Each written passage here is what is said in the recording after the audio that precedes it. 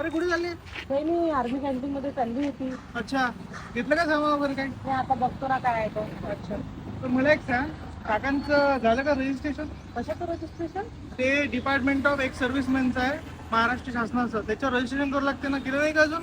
हे काय, हे तर आतापर्यंत आमचं असंच चालू होतं. अरे सगळ्या माजी सैनिकांना पुढच्या सुविधा मिळण्यासाठी ते रजिस्ट्रेशन करणं गरजेचं आहे. तर आमच्या सुविधा तर तशाच चालू आहे.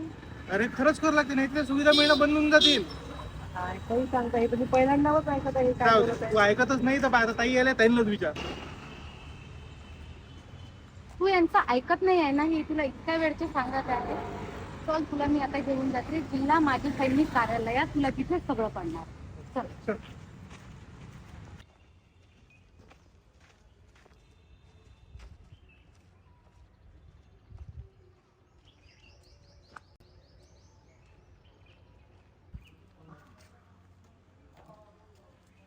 तर आता आपल्या सोबत आहे जिल्हा सैनिक कल्याण अधिकारी मेजर आनंद पाथरकर. आता तू यांनाच विचार काय आहे तर.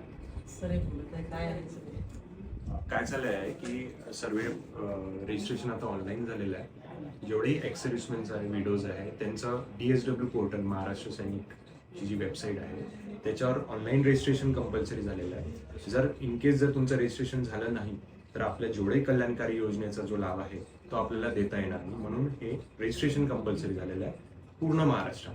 ठीक आहे. कळलं आता?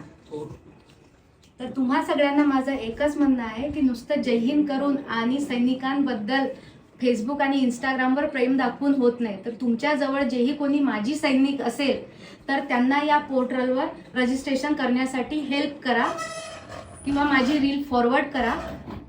बाकी डिटेल मी डिस्क्रिप्शन बॉक्समध्ये देतच आहे आणि सगळ्यांना हेल्प करा, नाहीतर मग म्हणाल सांगितलं नाही.